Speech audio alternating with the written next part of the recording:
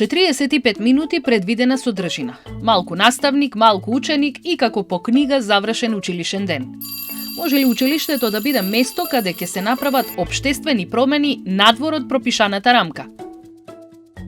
За мене образованието, еве некои си 13-14 години во просвета, не значи само едуцирање на децата во тие 40 минути. Сакам да ги научам како да бидат луѓе од оние вештини кои што јас ги имам на некој начин.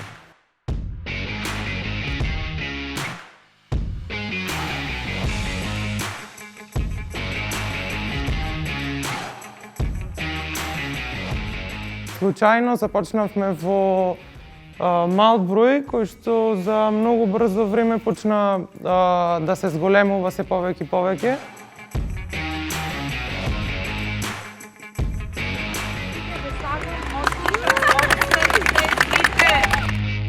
И зошто да не можеме да го менуваме општеството со нашите примери?